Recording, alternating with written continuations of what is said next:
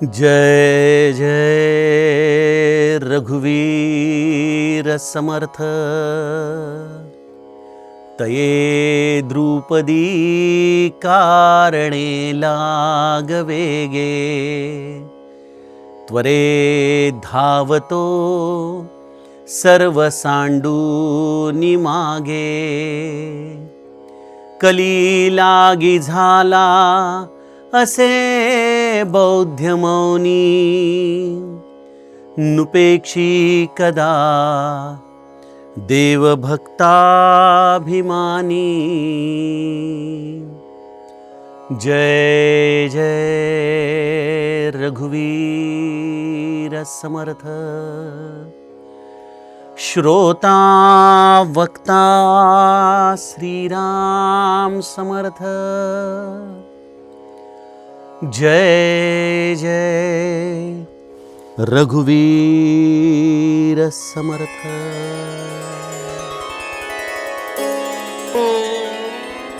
श्रीराम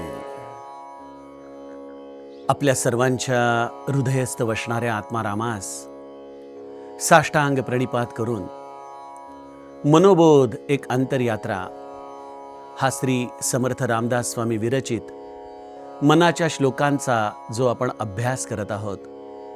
सज्जनहो, आज आपण त्यातील श्लोक क्रमांक 124 याचं चिंतन पाहणार आहोत। भगवंताच्या या दशावताराची मालिका समर्थ आम्हाला समजावून सांगत आहेत, ते एकाच उद्देशाने की नुपेक्षी कदा देव भक्ताभिमानी। आपण म्हणाल, दादा या दशावताराची मालिका सांगण्याच्या मागे नेमकी भूमिका काय आहे समर्थांची? याचं कारण एक आहे सज्जनो, ही भक्ती करायची आहे, त्याला देह हे माध्यम आहे।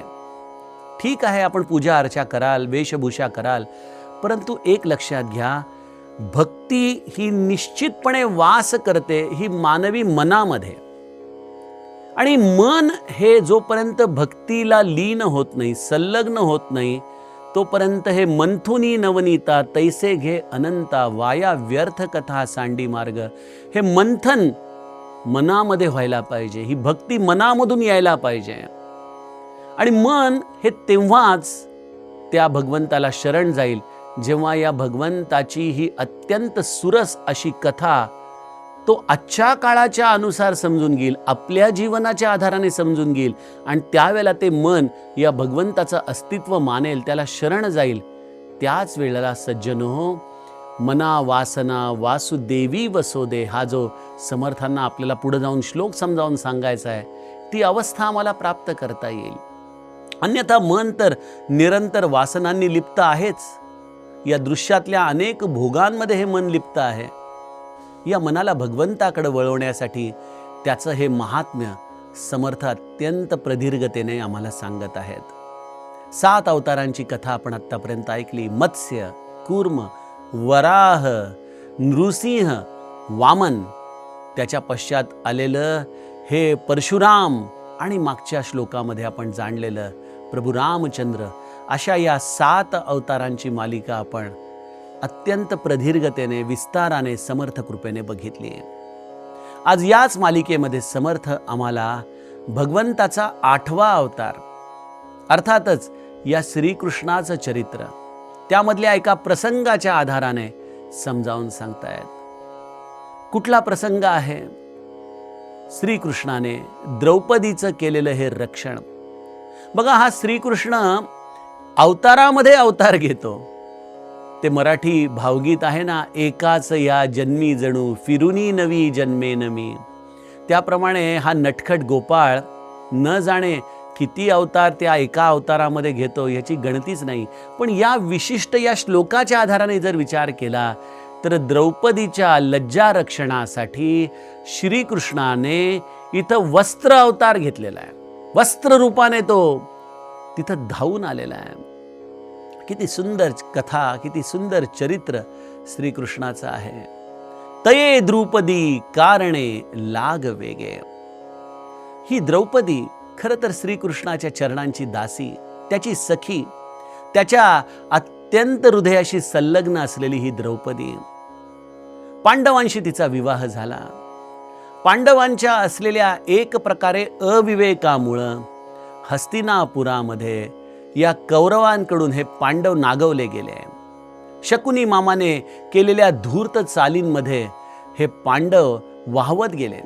पण मला कधी कधी आश्चर्य वाटतं की इथं धर्मराज आहेत, असा हा इथं युधिष्ठिर असताना देखील तो आपला विवेक कसा बरं गमावून बसला असेल.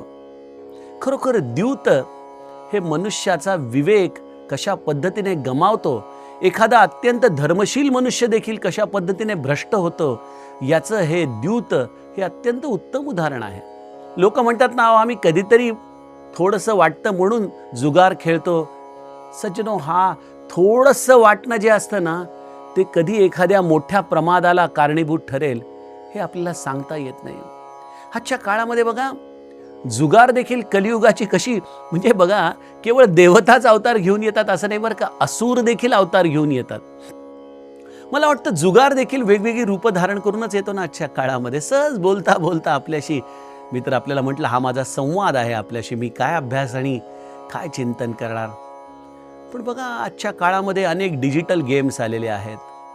त्या डिजिटल गेम्समध्ये तुमचं बँक अकाउंट तुम्ही लिंक करता आणि ते डिजिटल गेम तुम्हाला असे काही मोहामध्ये पाडता की तुमचं इकडं बँक अकाउंट रिकामं होत राहतं. करोडो रुपयाची अभिलाषा दाखवली जातात, स्वप्न दाखवली जातात आणि त्या करोडोंच्या पायी आपला संसार मातीमोल करणारे अनेक जीव आपल्याला आजच्या काळामध्ये दिसतात. केवळ हा द्यूत सारीपाटावरच खेळला जातो असं नाही, केवळ पत्त्यांच्या आधारानेच खेळला जातो असा नाही. मनुष्य अनेकदा अविवेकी निर्णय घेऊन देखील आपल्या जीवनाचा जुगारच खेळत असतो की नाही. असे हे द्यूत मनुष्याच्या धर्मशील वृत्तीला अनितीमध्ये ढकलतात आणि मग तिथं असा युधिष्ठिर, जो खरं तर सत्यवचनी आहे, धर्मशील आहे, तो देखील अविवेकी होऊन जातो आणि तो द्यूतामध्ये काय काय हरतो. आपली सगळी संपदा तर हरतोच, राज्य हरतो, आपली भावंड हरतो आणि त्यानंतर आपली शेवटी पत्नी देखील जो पणाला लावतो. हा आहे अविवेक, जो या धर्मराजाकडून झाला खरा. आणि इथं द्रौपदीची काही चूक नाहीये. या द्रौपदीला कल्पना देखील नाही की असं काही घडतंय. आणि जेव्हा द्रौपदी देखील हारते, त्यावेळेला दुर्योधन दुःशासनाला म्हणतो, जा त्या दासीला घेऊन ये, माझ्यावर हसली होती ना, आज तिला खऱ्या अर्थाने चांगला धडा शिकवतो. दुःशासन तिथं जातो, द्रौपदी खरं तर आपल्या भावविश्वामध्ये, आणि अशा या द्रौपदीला दुःशासन खेचत बाहेर घेऊन येतो. वर्णन तर असं केलं जातं की द्रौपदीचे अत्यंत सुंदर केस, त्या केसांना धरून फरफटत दुःशासन द्रौपदीला त्या भर सभेमध्ये घेऊन येतो. द्रौपदी या सभेमध्ये बघती, सगळ्या बाजूला एक शांतता पसरलेली आहे. आपल्या पतिदेवतांकडे ती पहिल्यांदा पाहते. सगळे पती लज्जेने चूर होऊन, अपमानित होऊन मान खाली घालून बसलेले आहेत. ज्या पतीने खरं तर आपल्या पत्नीचं रक्षण करणं हे क्रमप्राप्त आहे, असे हे द्यूतामध्ये हरलेले, खऱ्या अर्थाने निर्बल झालेले पांडव. द्रौपदी पतींचा असलेला आसरा सोडून देते, पण तिला वाटतं की आपले तर समोर प्रत्यक्ष भीष्म पितामह बसलेले आहेत. भीष्म पितामहांकडे ती पाहते. भीष्म पितामह देखील हस्तिनापूरशी बांधील आहेत. त्यांना सगळं पटतंय की हे सगळं चुकीचं चालू आहे, पण हस्तिनापूरचा राजा कोण आणि त्याच्याशी आपली निष्ठा राखणं, खरोखर ही कुठली निष्ठा आली. आजच्या काळातही आपण बघतो की अनेकदा पक्षश्रेष्ठी काहीतरी चुकीचे निर्णय घेतात, पण पक्षश्रेष्ठींना विरोध करायचा नाही, पक्षनिष्ठा दाखवायची. यासाठी अविवेकी गोष्टींना अनेक बुद्धिजीवी देखील बऱ्याचदा पाठिंबा देतात. भीष्म पितामहांनी देखील मान खाली घेतली. तीच अवस्था द्रोणाचार्यांची, तीच अवस्था कृपाचार्यांची. आपल्या सासऱ्यांकडे पाहतीये. धृतराष्ट्र केवळ देहाच्या चक्षुंनी आंधळा नव्हता, तो ज्ञान चक्षुंनी आंधळा होता, तो विवेक चक्षुंनी आंधळा होता. आपल्या मुलांवरती केलेल्या संस्कारांमुळं त्याला असं वाटत होतं की आपली मुलं आपल्या शब्दाबाहेर नाहीत, पण त्यामुळं मुलं जे काही करतील तेच त्याला बरोबर वाटू लागलं होतं. द्रौपदी सगळ्यांकडे पाहतीये आणि तिचे एक एक आधार तुटू लागले. आणि मग तिने श्रीकृष्णाचा एकमेव आधार आपल्या हृदयामध्ये जाणला आणि आपल्या श्रीकृष्णाचा मनोमन धावा द्रौपदी करू लागली. तये द्रुपदी कारणे लागवेगे. द्रौपदीचा हा धावा ऐकताच श्रीकृष्णाच्या अंतःकरणामध्ये या आपल्या भक्ताच्या रक्षणासाठी उमाळा आला. माहीत नाही त्यावेळेला तो कुठं असेल. कदाचित द्वारकेमध्ये एखाद्या सुंदर सिंहासनावरती तो बसला असेल, कदाचित भोगांमध्ये असेल, पण असा श्रीकृष्ण तये धावतो सर्व सांडूनी मागे. तो जे काही करत असेल ते सगळं त्याने सोडलं आणि तो द्रौपदीच्या रक्षणासाठी वस्त्ररूपाने धावू लागला.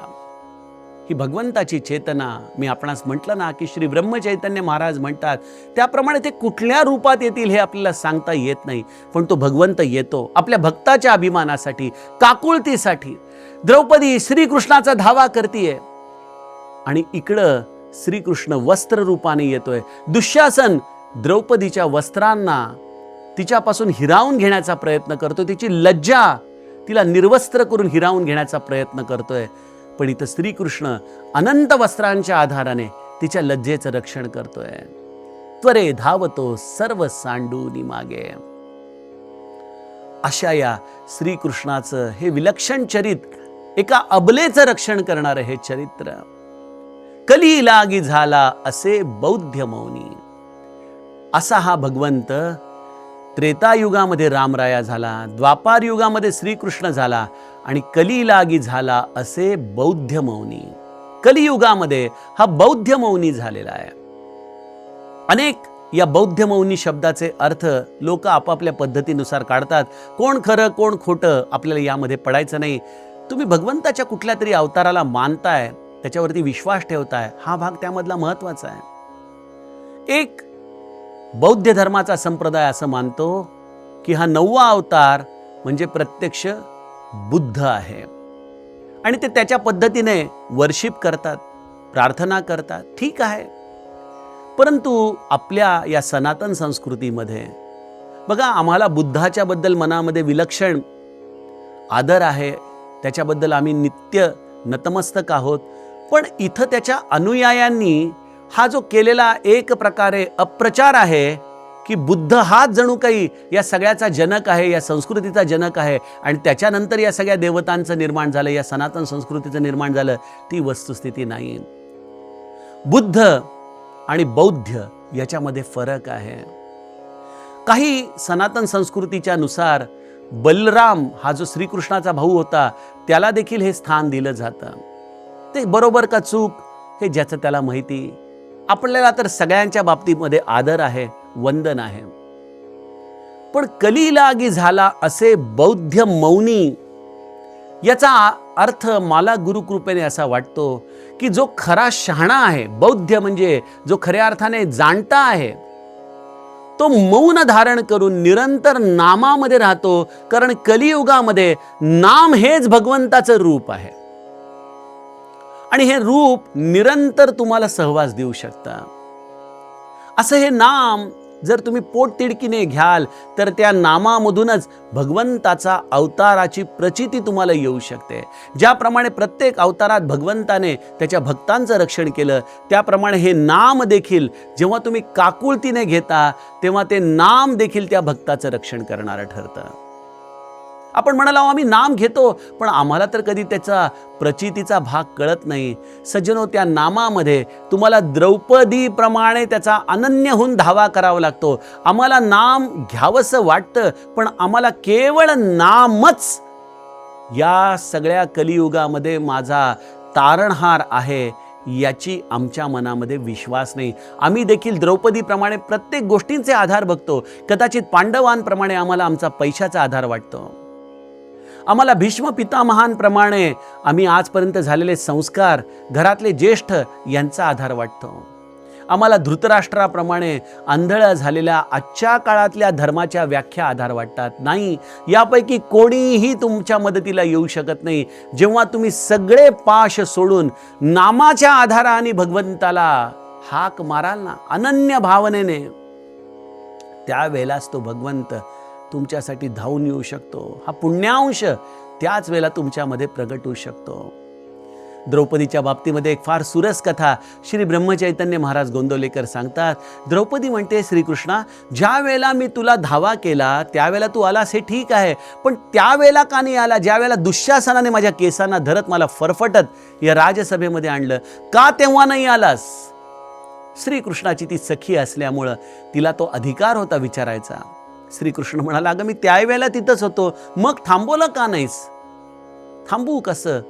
तुला तर आधार वाटत होता आपले पांडव आपल्याला वाचवतील, भीष्म पितामह वाचवतील, तुला आधार वाटत होता धृतराष्ट्र वाचवतील. जेव्हा तुझे सगळे आधार संपले ना, त्याच वेळेला मी प्रगटलो. मी तर खरं तिथंच होतो. सज्जनो, नामाचं देखील तसंच आहे, तो भगवंत देखील तिथंच आहे. पण आम्हाला जेव्हा सगळे आधार सुटून त्याचाच एकमेव आधार वाटू लागेल, त्यावेळेला नामामध्ये भगवंताची प्रचिती आम्हाला कळेल. कली लागी झाला असे बौद्ध मौनी, असा तो मौन रूपामध्ये असलेला बौद्ध तो जाणता तुमच्या नामाच्या अनन्यतेमध्ये प्रगटतो. तो श्रीकृष्ण तुमचं त्यावेळेला कुठल्या तरी वेगवेगळ्या रूपाने येऊन तुमचं रक्षण करतो. जो अनन्य झाला, जो अति उत्कटतेने त्याचा धावा करू लागला, त्याच्यासाठी तो भगवंत प्रगटतो. आपण म्हणाल, दादा अहो मग या कलीलागी झाला असे बौद्ध मौनी, या कलियुगामध्ये या बौद्ध मौनाला हे चाललेले अनन्वित अत्याचार दिसत नाहीत का हो? खरोखर जसं द्रौपदीवरती हे संकट आलं, तसे दुःशासन आणि दुर्योधन हे केवळ कौरवांच्या कुळामध्येच होते असं नाही. आजच्याही काळामध्ये आपण बघतो अनेक अबला स्त्रियांची अब्रू लुटणारे नराधम आपल्याला या कौरवांसारखे दिसतातच ना. मला आठवतं एक तपापूर्वी निर्भया हत्याकांड दिल्लीमध्ये घडलं होतं, जेव्हा 4-5 नराधमांनी एका मुलीवरती अनन्वित अत्याचार केले. कधी कधी असं वाटतं, अरे देवा, कुठं होतास तू, कुठं होतास तू? सज्जनो, हा भगवंत या कलियुगाच्या महिमेप्रमाणे आहे खरं इथं, पण तो मौन धारण करून बसलेला आहे. त्यामुळं तो तिथं सगुण अवतारामध्ये धारण होऊन आपली रक्षा करायला येत नाही. पण जो कोणी या कलियुगामध्ये त्याच्यावरती अनन्य भावाने श्रद्धा ठेवतो, जो केवळ केवळ आणि केवळ त्याच्याच आधाराने जगतो, त्याच्यासाठी हा मौनी राहू शकत नाही. त्याच्यासाठी त्याला प्रगट व्हावंच लागतं. त्याच्यासाठी त्याचं रक्षणकारच त्याला व्हावं लागतं. त्याच्यासाठी त्याचा तारणहार होऊन हा भगवंत प्रगटतो. तिथं त्याला आपलं मौन सोडावं लागतं. जसं आपण बघतो की अनेकदा लोक मौनामध्ये असतात, परंतु त्या मौनामध्ये काहीतरी असा प्रसंग घडतो की त्यांना तिथं त्यांचं मौन त्यागणं भाग पडतं ना. तसं जो या भगवंतासाठी अनन्य झालेला आहे, त्याच्या रक्षणासाठी तो मौन त्यागून त्वरे धावतो सर्व सांडूनी मागे, त्याच्यासाठी तो धावा करतो. कारण हा भगवंत कालातीत आहे. त्याच्यासाठी कलियुगाचा महिमा बाध्यता ठरू शकत नाही. परंतु आम्ही युगाच्या अधीन असल्यामुळं आम्हाला त्या मौन्याला जाग करण्यासाठी जी अनन्यता आपल्या हृदयामध्ये आणावी लागते ना, ती अनन्यता आमच्या हृदयामध्ये प्रगटत नाही. खरोखरी अनन्यता येणं हा अभ्यासच आहे. आपण नाम घ्यायला लागा. जीवनामधल्या प्रत्येक गोष्टीचा आधार हा खऱ्या अर्थाने किती सावलीसारखा आपल्या आयुष्यामध्ये आहे हे जाणून घ्या. आम्हाला पैशाचा आधार वाटतोय? अरे आठवा, ज्या वेळेला आपल्या आदरणीय पंतप्रधानांनी 500च्या नोटा रात्रीतून बंद केल्या, त्यावेळेला त्या 500 रुपयाची दुसऱ्या दिवशीचं मूल्य रद्दीसारखं झालं होतं.